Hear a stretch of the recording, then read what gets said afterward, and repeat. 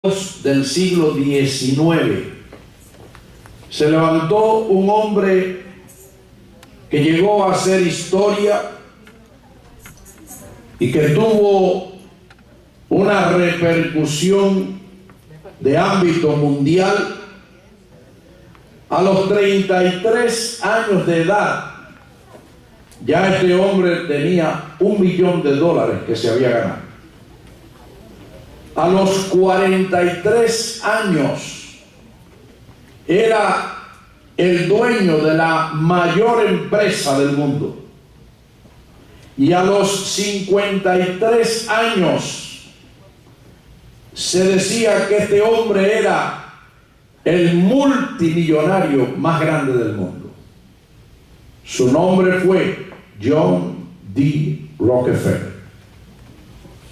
Ahora, este hombre que tenía innumerables pozos de petróleo y muchas agencias y negocios, tenía una peculiaridad: era un hombre infeliz.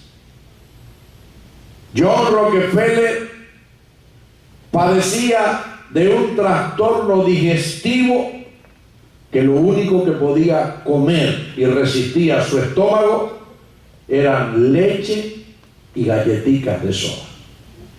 Este hombre, con todos sus millones, nunca se podía comer un bistec, no podía comer un potaje, no podía comer frutas abundantes. Lo que toleraba su estómago era leche y galletitas de soda. Pero si fuera esto nada más lo que él tenía, podría decir: haré una abstinción de alimentos, pero no era así.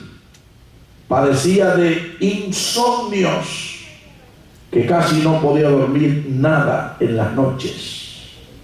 Y usted sabe que cuando una persona se desvela, lo único que hace es pensar y pensar y pensar. Este hombre tenía, por su mismo problema físico y estas patologías que tenía, desarrollaba un carácter agrio, amargado, maltrataba a sus trabajadores, a tal manera que un día expresó que él necesitaba que alguien lo amara. Imposible, porque el que no da amor no puede recibir amor. Pero no solo era el problema de John Rockefeller, es que a John Rockefeller, ¿sabe cómo le llamaban? La momia. ¿Y sabe por qué le llamaban la momia? Porque una alopecia asaltó su cuerpo, perdió todo el cabello, pero perdió las pestañas, las cejas, todos los pelos de su cuerpo se cayeron. Y la gente le decían la momia. Pero no solo esto, es que John Rockefeller, el médico que le asistía, experimentó una vejez prematura, que a los 53 años una escritora famosa dijo que él parecía un hombre de 100 años, con solo la mitad, 53. Parecía un hombre de 100 años. Y el médico de él, de cabecera, su médico particular, ¿sabe lo que expresó a los 53 años? Que él no duraría un año más, que no llegaría a los 54 años de edad, pues su condición caquética, sumamente delgado, debilitado, con una alimentación impropia, el médico dijo: no llega a los 54 años. Pero, diga, pero alguien le habló de Cristo a este hombre. Alguien le predicó el evangelio. Y dice que en una noche de insomnio de la que él padecía, se puso a meditar en lo que se le había predicado. Él rindió su vida a Cristo, aceptó a Cristo como su Salvador y como el único medio de salvación, de salud de paz y liberación. Y dice que aquella noche en su cama, desvelado, Rockefeller pensó y dijo: el médico dice que no duro un año más, y mis miles de millones, la riqueza que yo tengo, ¿podré llevarme algo de ello? No me puedo llevar nada de mi riqueza. Voy a hacer una cosa: voy a tratar de ayudar al prójimo, voy a tratar de ayudar a los necesitados, porque en definitiva yo no me podré llevar el dinero que tengo. Y al otro día, cuando se levantó, fue a su abogado e hizo la Fundación Rockefeller. Y en la Fundación Rockefeller empezó a ayudar a iglesias, a fundaciones de beneficencia, a hospitales, a universidades para el estudio de jóvenes que no tuvieran recursos. Empezó a apoyar y a brindar millones de dólares para la investigación y el descubrimiento de medicamentos para contrarrestar epidemias tal como la poliomielitis, que usted todavía puede ver la secuela de la poliomielitis en personas que quedaban lisiadas de sus piernas. Pues quien ayudó a investigar y a contrarrestar la poliomielitis fue John Rockefeller. Pero no solo eso, sus niños. Usted y yo en algún momento de la vida nos ha hecho falta que nos den un pinchazo con la penicilina, ese antibiótico de espectro general tan diseminado y usado en el mundo. Quien dio el dinero para que se descubriera la penicilina a Fleming, a Pasteur, fue John Rockefeller. Ayudó a combatir el tifo, ayudó a combatir la malaria, ayudó a combatir la tuberculosis, la poliomielitis, donó millones y millones de dólares para beneficencia. ¿Y sabe qué empezó a experimentar este hombre? Empezó a dormir toda la noche. Aleluya. Gloria a Dios. Se convirtió a Cristo y el Señor sanó su estómago, y ahora, como yo, podía comerse un T-bone steak con tostones. Este hombre que antes maltrataba a los trabajadores, que lo odiaban, ahora saludaba a todo el mundo, ahora mostraba una sonrisa. Y el médico le dijo: no llegará a los 54. Celebró los 54, celebró los 55 y celebró los 98. Gloria al Señor. ¡Aleluya! ¿Por qué? Porque John Rockefeller tuvo fe en Jesucristo y dejó que Jesucristo cambiara su vida. Alguien dijo: sin fe perdemos el deseo de vivir, pero cuando ganamos la fe, nace nuevamente ese deseo, como lo vemos ejemplificado en este hombre. Quisiera leer con ustedes la Biblia en la carta a los Hebreos, en el capítulo 10. Vamos a leer los versículos 37 al 39. Hebreos 10, 37 al 39. Así en reverencia escuchemos la palabra. Porque aún un poquito, y el que ha de venir vendrá y no tardará, mas el justo por la fe vivirá. Y si retrocediere, no agradará a mi alma. Pero nosotros, dijo el escritor, no somos de los que retroceden para perdición, sino de los que tienen fe para preservación del alma. Gloria al Señor. Y se desprende del pasaje que le voy a hablar de la fe en esta noche. Pero el título de la predicación es distintas posiciones acerca de la fe. La fe es absoluta confianza en Dios, en su palabra y sus obras, así como en su soberanía. Pero hay muchos que no tienen fe o la tergiversan. Pero hoy vamos a ver su importancia. Por lo tanto, le estaremos hablando de distintas posiciones adoptadas acerca de la fe.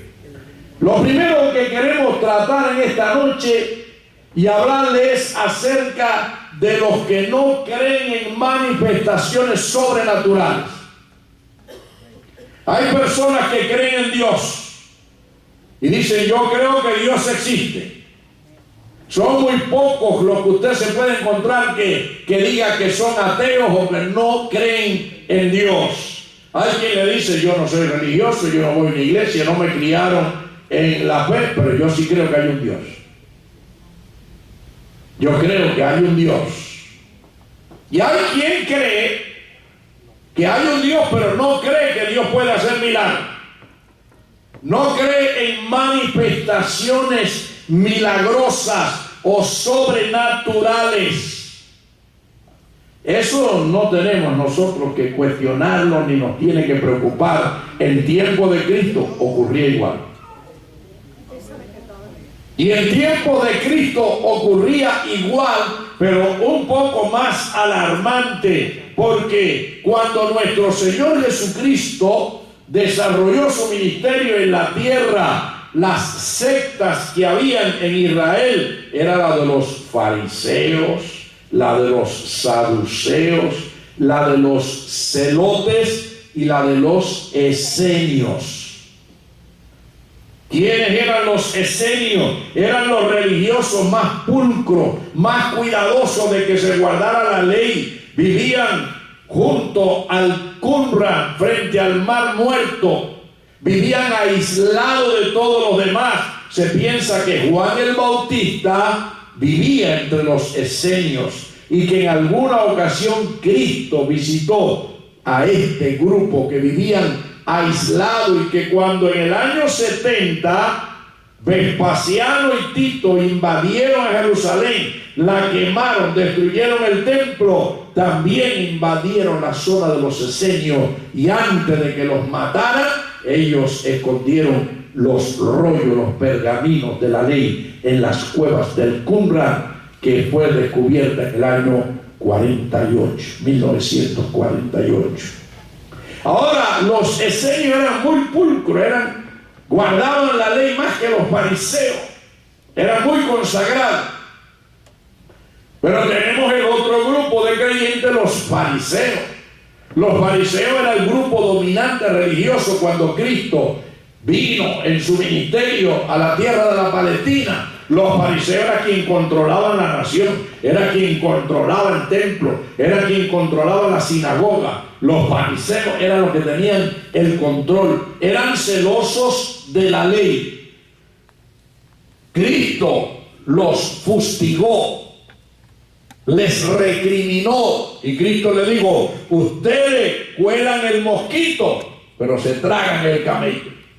Tenían defectos en cuanto a la ley.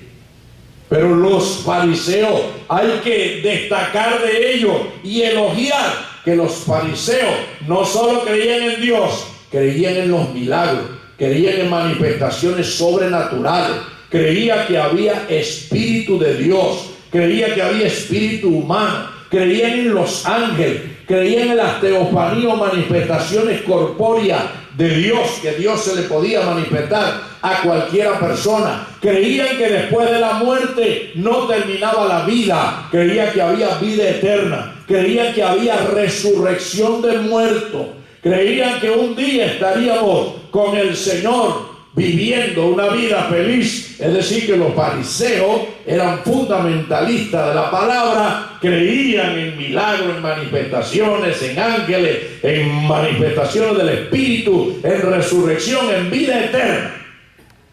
Pero el otro grupo que existía en la época de Cristo eran los saduceos.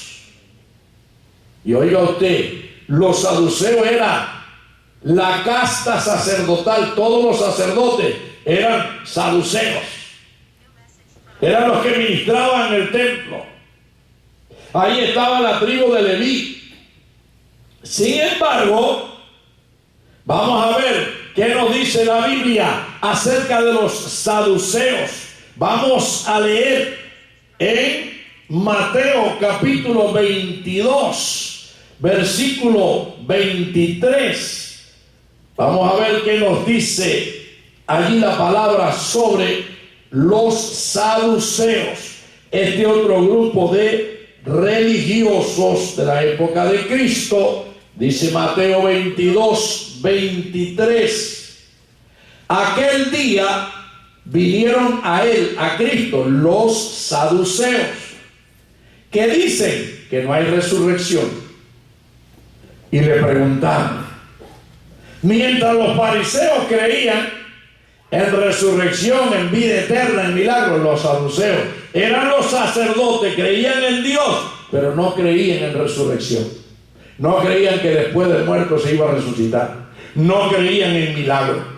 No creían en revelaciones. No creían en ángeles. No creían en manifestaciones corpóreas de Dios. No creían en vida eterna. Creían en Dios, que Dios los ayudaba y nos ayuda, pero no que tenía preparado el Señor mansiones y tenía preparado para nosotros bendiciones. Y vemos cómo aquel día dice, vienen a él, a Cristo, los saduceos que dicen que no hay resurrección. Y le preguntaron y le dijeron, maestro, Moisés dijo, si alguno muriere sin hijo, su hermano se casará con su mujer y levantará descendencia a su hermano. Hubo pues entre nosotros 7 hermanos. El primero se casó y murió, no teniendo descendencia, dejó su mujer a su hermano. De la misma manera también el segundo, el tercero, hasta el séptimo. Y después de todo murió también la mujer. En la resurrección, pues, ¿de cuál de los 7 será ella mujer, ya que todos la tuvieron? Entonces respondiendo Jesús les dijo, erráis ignorando las escrituras y el poder de Dios, porque en la resurrección ni se casarán, ni se darán en casamiento, sino serán como los ángeles de Dios en el cielo. Pero respecto a la resurrección de los muertos, ¿no habéis leído lo que os fue dicho por Dios cuando dijo, yo soy el Dios de Abraham, el Dios de Isaac y el Dios de Jacob? Dios no es Dios de muertos, sino de vivos. Con Dios vamos a vivir, no estaremos muertos. Pero ven cómo dice aquí que los saduceos decían que no había resurrección. Ahora estamos hablando, y es nuestro tema, distintas posiciones acerca de la fe. Y estamos viendo aquí los que creen en Dios, pero no creen en manifestaciones sobrenaturales. No creen que Dios puede hacer milagros y maravillas. Eso lo vemos hoy en día. Amén. Hoy en día vemos eso. Amén. Creyente que dice, yo creo en Dios, pero no es que Dios haga un milagro, que Dios sane un paralítico, que levante un muerto. Oye, eso está duro, eso está fuerte. Entonces, si Él no puede hacer eso, Él no es Dios. Y si Él no puede hacer eso, si no puede hacer un milagro, si en vida mía no puede hacer una obra que yo necesite, ¿tú crees que cuando me muera va a hacer algo? Por eso Dios demuestra que Él es Dios, amén, obrando en medio nuestro. Y dice, amén, pide y se te dará, hijo mío, clama que yo te voy a responder. Yo soy Jehová tu sanador, yo soy tu ayudador. No temas porque yo estoy contigo, no desmayes, yo soy tu Dios que te esfuerzo, siempre te ayudaré, siempre te sustentaré con la diestra de mi justicia. Y si yo estoy contigo, ¿quién contra ti? Ese es nuestro Dios. Gloria al Señor. Oh, mis queridos hermanos, cuando yo me convertí era estudiante de la carrera de medicina. Estaba en tercer año de la carrera. Recuerdo que me convertí en la capital de Cuba, en La Habana. Yo solo en un parque me di cuenta que la vida era una basura, que estaba perdiendo mi tiempo, y le dije a Dios, si tú llenas mi corazón de paz y de gozo, yo te voy a servir. Y Dios me dijo, está bien. Cambió mi vida y le sirvo hace muchos años. Ahora, cuando me convertí, yo me convertí a Dios y le creí a Dios y creí la palabra de Dios. Y yo abogaba por la Biblia y por la palabra.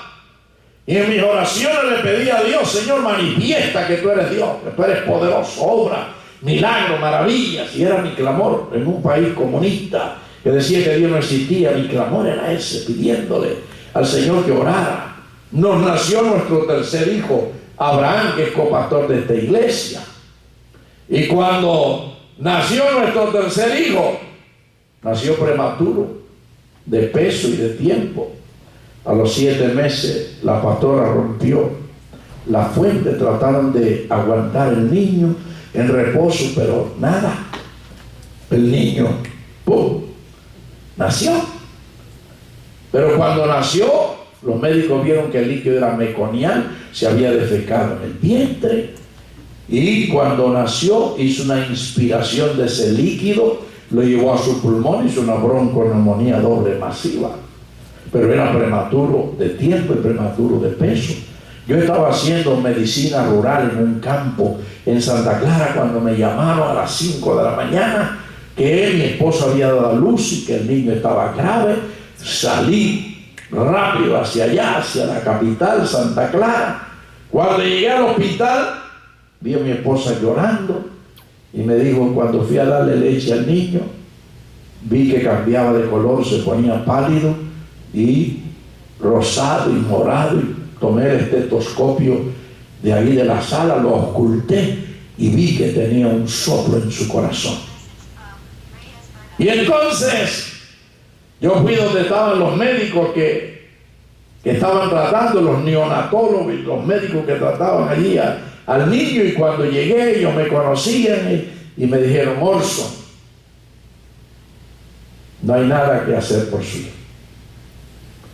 Tiene fiebre de 40 y más, tiene una bronconeumonía, me enseñaron la placa, mira cómo está, invadido todos los 2 pulmones, pero tiene una cardiopatía, que las cardiopatías congénitas se clasifican en niveles y de 6 grados. Él tenía una cardiopatía grado 4, bastante intensa, prematuro, de tiempo, de peso, pesó 4 libras. Y entonces me dijeron, no podemos hacer nada por él. ¿Y sabe lo que yo le dije a los médicos?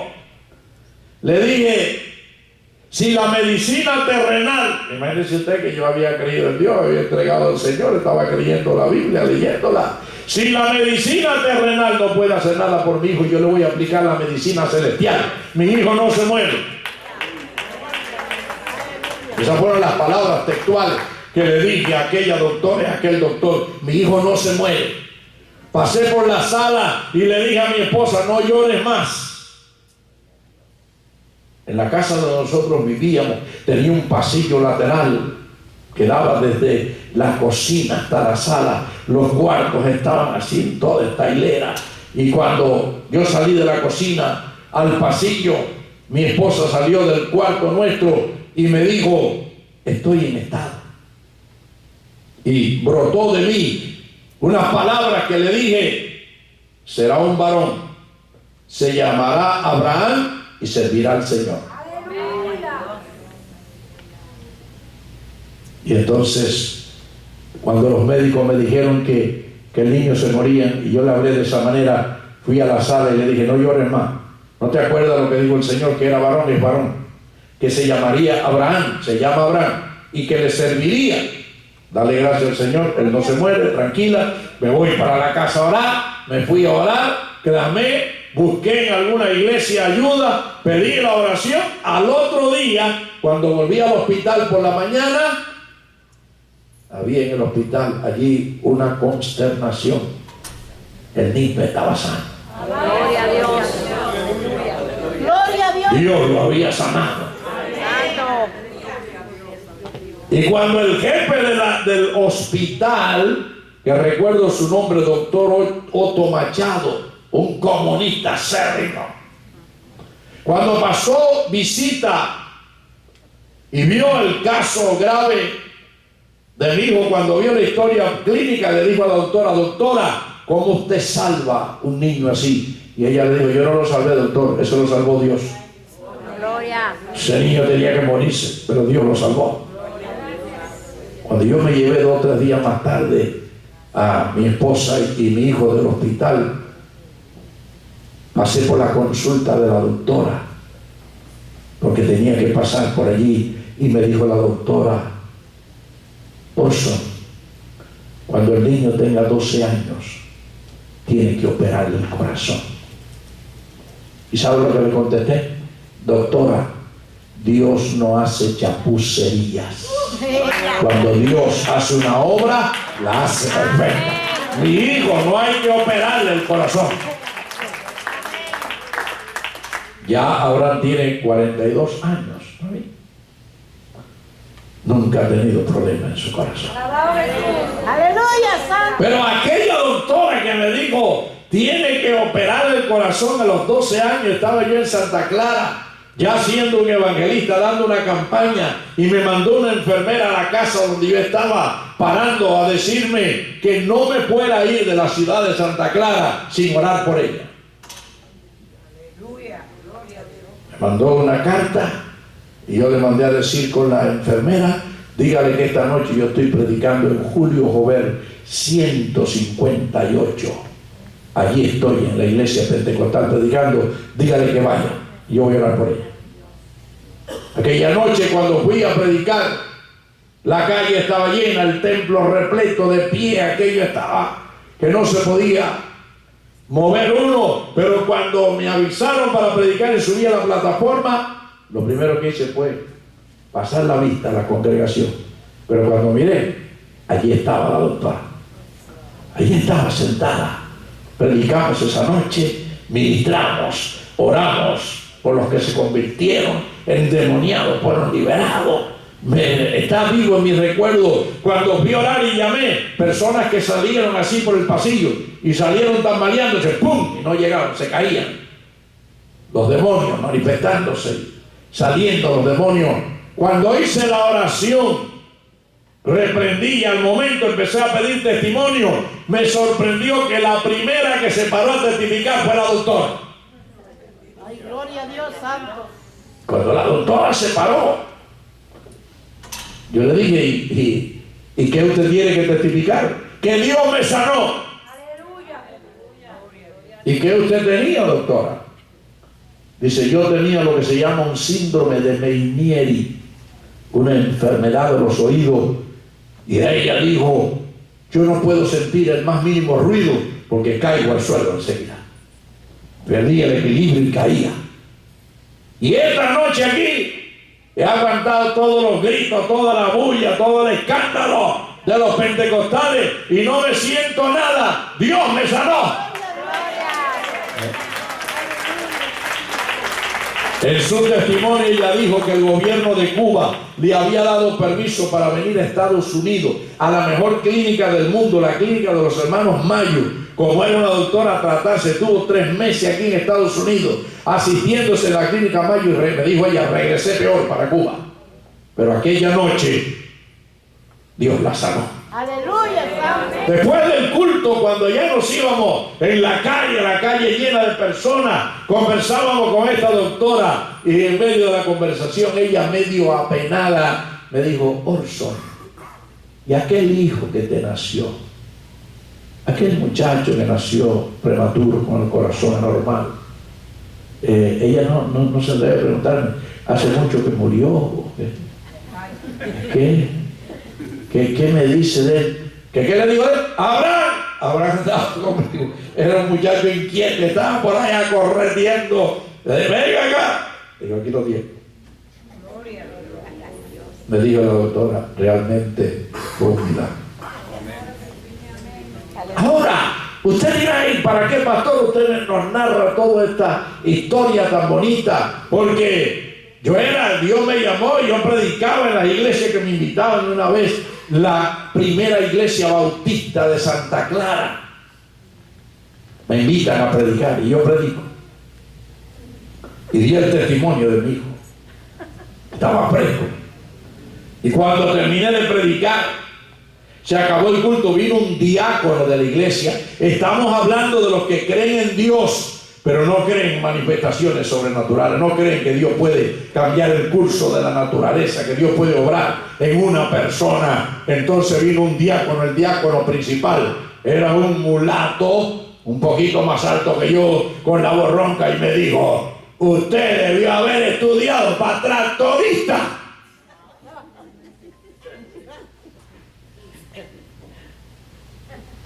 ¿Cómo que dice usted? Que usted debió haber estudiado para tractorista. Los que manejan tractores en el campo. ¿Cómo? Usted, estando en la medicina, va a decir que Dios sanó. Era diácono principal de la primera iglesia bautista de Santa Clara. Creía en Dios, pero no creía en los milagros. No creía que Dios puede cambiar el curso de las cosas. Si Dios no puede obrar, no creo en Él. Porque lo que me dice la Biblia, que Él es omnipotente, que Él es omnisapiente, omnipresente, que Él es mi Dios, mi guardador, mi cuidador, y que si yo clamo con fe, Él me responde. Si no tengo fe, no voy a experimentar nada. Si no clamo a Dios, no voy a experimentar nada. Pero si yo clamo con fe, como dice este versículo que leímos de Hebreo, el justo vivirá por la fe, y si retrocede de la fe, no agradará a mi alma. A Dios le gusta a la gente de fe. A Dios le gusta a la gente que cree que Él puede hacer cualquier cosa. Alabado el Señor. Gloria a Dios. Por eso, mientras más sencilla sea la fe, Dios obra más. A veces nosotros sobrevaloramos los problemas y no a Dios. No, porque lo que tengo es grande encima de mí. Esto es un chino, lo que tengo, un japonés. No, porque lo que me ha caído a mí es que, mira, lo más grande que te ha caído a ti es conocer a Dios. Amén. Amén. Los problemas de aquí es bobería. Los problemas van y vienen. ¿Cuántos problemas tú no has enfrentado y cuántos no has resuelto? Las cosas van y vienen. Hay solución más tardía, menos tardía. Cuando buscamos a Dios, lo que se ve muy grande se hace pequeño. Porque aquí el grande es Dios, no es el problema. Gloria al Señor. Gloria al Señor.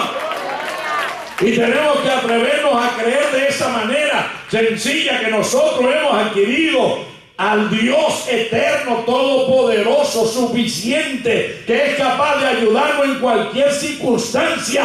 Cuando Él dice: clama, que yo te voy a responder. Alabado el Señor. Alabado el Señor. Gloria a Dios. Pero tristemente tenemos que decir que hay quienes creen que Dios existe, pero no creen en el poder de Dios. Ahora tenemos otro grupo de creyentes. Fíjese que nuestro tema en esta noche, distintas posiciones acerca de la fe. Hemos visto por arribita los que no creen en manifestaciones sobrenaturales. ¿Qué le pasó al ciego? Jesús sana a aquel hombre ciego. Y los fariseos vinieron y los saduceos. A ver cómo te hizo. Tú eras ciego, no, tú no eras ciego. No. Llamaron a su padre: ¿es hijo de usted? Sí, ese es él. ¿Y él nació ciego? Sí, nació ciego. ¿Y cómo le abrieron los ciegos? Yo no sé cómo le abrieron los ciegos. Pregúntale a él. No, pero tú no eras ciego, nada. Y mortificaron tanto al hombre, que el hombre llegó a decirle: mira, una cosa yo sé, que ciego era y ahora veo. No me fastidien más. ¿Se quieren hacer ustedes discípulos de Él? Y lo expulsaron de la sinagoga. No creían que este hombre hubiera recibido un milagro. Ahora nosotros vamos a ver, mis queridos hermanos, los que necesitan ver para creer. Hay quien no cree aún viendo, Pero hay quien dice, no, vaya, si yo veo, creo. Eso es un error. Porque la fe es la certeza de lo que se espera, la convicción de lo que no se ve. Nuestra fe está puesta en lo que yo no veo, en el Dios invisible que no veo. Para yo decir que esto es un micrófono, no necesito fe. Esto es un micrófono inalámbrico. ¿Qué fe yo necesito para decir que esto es un micrófono? ¿Qué fe yo necesito para decir que esto es un púlpito? Un florero. Yo no necesito fe para eso. Yo sí necesito fe para declarar que algo que no veo existe, porque yo tengo pruebas de ello. La mayoría de las cosas en esta vida nosotros no las hemos corroborado, pero las aceptamos como ciertas. Le voy a decir algo a ustedes, no se me vayan a ofender. Ese cuento que dicen por ahí que George Washington fue el primer presidente de Estados Unidos es mentira. Eso es mentira. George Washington no fue el primer presidente de Estados Unidos. ¿Usted cree que él fue el primer presidente de Estados Unidos? No. ¿Alguien lo cree? ¿Por qué? Porque la historia lo dice. Porque gente que vivió en aquella época lo dice y la historia relata, y la historia es real, relata los hechos que han acontecido a través de las edades, y este hombre fue un luchador, así llegó a ser el primer presidente. Y que alguien diga que eso es mentira lo que usted ve. Pero ¿y por qué lo declaras si tú no conociste a Washington y tú estuviste en aquella época y nada de eso? Digo, a no ser que sea tan viejo como... tú lo crees, porque tú crees en la historia. Y todo lo que te dice la historia, tú lo crees. ¿Entiendes? ¿Tú crees que los Twin Towers se cayeron por la explosión de los aviones? ¿Tú lo crees? Levanta la mano los que estuvieron allí después que se cayeron los Twin Towers y vieron. A ver, ¿quién? Levanta la mano, ¿quién estuvo allí? Yo estuve allí cuando estaba echando humo. Yo sufrí el embate de todo eso. Yo pude ver la situación. Al mes todavía están echando humo el lugar donde se cayeron los Twin Towers. Pero tú no lo viste, pero tú lo crees, porque tú crees las noticias, lo que dice la historia, ¿verdad? Y la consternación de la nación, y de ahí se declinó la situación económica. Estoy sin trabajo porque se cayeron los Twin Towers. Entonces, la mayoría de las cosas nosotros no las hemos experimentado, no las hemos visto, pero las creemos porque hay pruebas fehacientes de que se puede creer. Dios existe. Amén. Jesucristo es un personaje real. Amén. Jesucristo divide la historia en el mundo antes de Cristo y después de Cristo. Fíjese si es un personaje real que divide la historia. Cualquier enciclopedia, cualquier diccionario le dice antes de Cristo y después de Cristo. Sin embargo, hay quien dice que Cristo es una fábula, que Cristo es un mito, que Cristo es un cuento de los religiosos, que Cristo no existió. Pues entonces estarán embaucados el mundo entero, y todos los científicos y todos los psicólogos y filósofos, porque todo el mundo acepta el nacimiento de Cristo. Ahí está empadronado, registrado su nacimiento en tiempo del rey Herodes, y Herodes existió y fue un rey. El imperio romano existió. Lo creemos porque la historia lo dice fehacientemente. Pero hay, sin embargo, quien dice que no, que Cristo no existe, que es un cuento de los cristianos. Vaya cuento que la tercera parte del planeta Tierra se llama cristiano. La tercera parte del planeta Tierra se llama cristiano. Y en Israel, que nosotros vamos en noviembre, el 15 de noviembre, vamos con un grupo de hermanos para Israel hasta el día 24. Van más de 2 o 3 millones de personas del mundo entero, visitan Israel cada año para ver los lugares históricos donde Cristo nació, en Belén, donde vivió, en Nazaret, donde Él después desarrolló su ministerio, en Capernaum, y toda la historia de esa nación. Entonces, eso es mentira, la nación es mentira. No hay peor ciego que el que no quiera ver. Qué bueno es que tú estás viendo espiritualmente. Qué bueno es que tú crees en Dios. Qué bueno, mis queridos hermanos, es que tú no eres de los que necesitan ver para creer. sino de los que creen para ver. Porque en Juan 20, 24 al 29 hay un pasaje que nos habla de el discípulo Tomás. Tomás era uno de los apóstoles. Murió el Señor, y cuando el Señor al tercer día resucitó, las mujeres fueron diciendo que había resucitado. Juan y Pedro lo vieron. Y en la primera aparición que le hizo Cristo después de resucitado a los 12, Tomás no estaba. Y los discípulos, cuando vino Tomás, le dijeron los apóstoles: el Señor vino, estuvo con nosotros, nos apareció. ¿Y sabe lo que dijo Tomás? Si no meto mi dedo en su mano, en el lugar de los clavos, y no meto mi mano en su costado, no creeré. Si no veo, no creeré. Y era un apóstol de Jesucristo. Y había escuchado a Jesucristo decir que lo iban a matar y al tercer día iba a resucitar, porque él tenía que morir para vencer la muerte. Y a los 8 días se le apareció el Señor otra vez, estando reunidos ellos, y dijo el Señor de momento: Shalom, paz. Y se dirigió a Tomás y le dijo: Tomás, ven acá, mete tu dedo aquí y mete tu mano acá, y no seas incrédulo sino creyente. ¿Y sabe lo que dijo Tomás? Ay, Señor mío y Dios mío, ahora porque me viste, creíste. Bienaventurados los que no han visto y creen. Amén. Bienaventurados los que no han visto y creen. ¿Cuántos están creyendo? Gloria al Señor.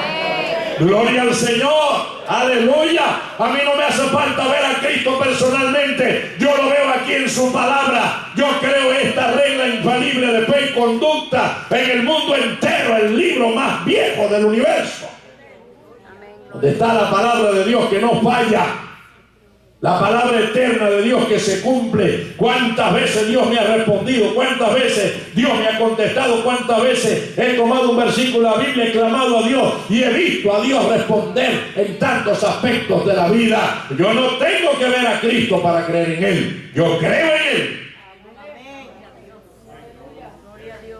Pero hay quien dice: si no veo, no creo. Si no veo, no creo. Si no meto en su mano donde le pegaron los clavos, el dedo mío y la mano del costado, no creeré. Bienaventurado, dijo Cristo, los que no ven ni creen. Por eso este texto dice en el verso 39: pero nosotros no somos de los que retroceden para perdición, sino de los que tienen fe para preservación del alma. Tenemos fe para preservación del alma. Hay quienes necesitan la objetividad para poder creer. Pero mire lo que Jesús le dijo a Tomás: no seas incrédulo, sino creyente. Y es que la fe se basa en la palabra. ¿De qué se alimenta la fe? De la palabra. ¿Dónde nosotros basamos nuestra fe? En la palabra, en lo que dice la palabra. Cuando leemos a Romanos 10, nos dice que la fe viene por oír la palabra de Dios. Por eso el cristiano tiene que leer la Biblia y descubrir lo que Dios le promete, lo que Dios le dice. Porque la fe se basa en la palabra de Dios. Por eso cuando usted vaya a clamar a Dios, a pedir, busque un texto de la palabra donde Dios le hable del asunto y diga: Señor, tú dices en tu palabra esto y yo lo creo y necesito tu ayuda, Señor, y voy a creer que tú vas a obrar, voy a creer que tú lo vas a hacer. Alabado el Señor, porque la fe se basa en la palabra. Ahora tenemos el otro grupo de personas. Vimos los que no creen en manifestaciones sobrenaturales. Vimos los que dicen que tienen que ver para creer. Pero ahora vamos a ver los que creen sin ver. Los que creen sin ver.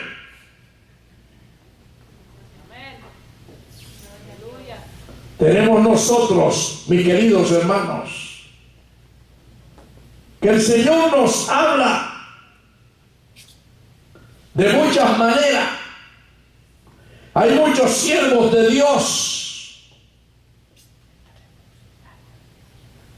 que han depositado su fe en el Señor sin tener ninguna experiencia con Él. Han creído simplemente la palabra. Recuerde aquel centurión, un romano, jefe de 100 soldados, que vino a Cristo y le dijo: mi criado yace en casa gravemente atormentado. Y Jesús le dijo: yo voy a ir y lo voy a sanar. Y el centurión le dijo: no soy digno de que entre bajo mi techo. Si desde aquí tú das la orden, dice la palabra, mi criado sanará. No tiene que ir, ordena desde aquí que se sane, porque yo soy hombre bajo autoridad y tengo a mis órdenes soldados, y le digo a este va y va, y a aquel ven y ven, y al otro dirígete hacia allá y tiene que irse. Si tú le ordenas a esa enfermedad que se vaya, se tiene que ir. ¿Sabe lo que dijo Jesús? Ni aún en Israel, en los israelitas, he hallado tanta fe. Se quedó sorprendido Jesús. ¿Y sabe lo que añadió Jesús? Ve, conforme has creído, te sea hecho. Y dice: al momento su criado fue sanado. Amén. Lo que hace falta es fe. Lo que hace falta es darle crédito a Dios. No hay problema grande, el grande es Dios. No mire el tamaño del problema, mire el volumen de tu Dios. ¡Aleluya! No hay nada imposible para Dios. Cuando le apareció a Abraham Dios en el encinar de Mamre a Abraham, en una teofanía, 3 hombres aparecieron. Y Abraham se postró a adorar, representando al Padre, al Hijo y al Espíritu Santo. Y uno de ellos era el Señor Jesucristo, el ángel de Jehová, en una teofanía corpórea. Y le dijo a Abraham: ¿dónde está tu mujer? Y está en la tienda. Va en la tienda de Macy, no, es que las casas eran tiendas de tela, tienda de campaña, está en la tienda. Y le dijo el ángel, que era el Señor Jehová, le dijo: el año que viene por este tiempo tu mujer Sara tendrá un hijo. Y Sara estaba oyendo en la tienda y se empezó a reír Sara. Y le dijo el Señor: ¿por qué se ha reído tu mujer? ¿Sabes por qué se reía? Porque tenía 90 años y Abraham tenía 100. Estaba ya la pobrecita.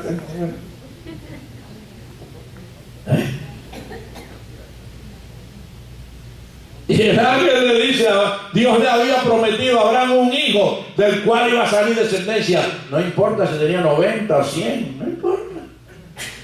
Dios le dio.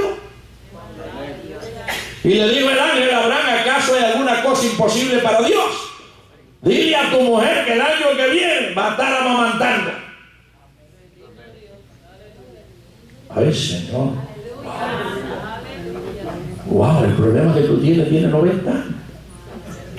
¿Será tan viejo tu problema? No, pastor, esto se me ha presentado hace pocos días. O hace unos mesecitos que tengo este problema. Quizás no tenga ni un año tu problema. A lo mejor tiene 2 años, pero Sara tenía 90 y Abraham 100. Y fíjense que el Señor le dice: ¿acaso hay alguna cosa imposible para Dios? Yo te digo a ti, hermano, ¿hay alguna cosa imposible para Dios? Hay mujeres y hombres también que le salen huyendo a las cucarachas. Aquí teníamos un hermano que ya no viene, hace 2 de mí, le viene una cucaracha y le da diarrea. Unas cucarachas, capaz que le dé un infarto. Por una cucaracha, y usted dice: una cucaracha, que la vio así. Y la aplasta. Pero hay quien sale yendo por una culebrita o una ranita.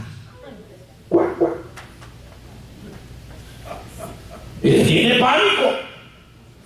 Hace una sobrevaloración. ¿Sabe usted por qué el caballo respeta al hombre? ¿Sabe por qué el hombre puede ensillar un caballo, domarlo? Porque el caballo, cuando mira al hombre, lo ve hecho un gigante. Tiene una macrovisión y ve al hombre, que es más chiquito que el caballo, lo ve grandísimo, por eso lo respeta.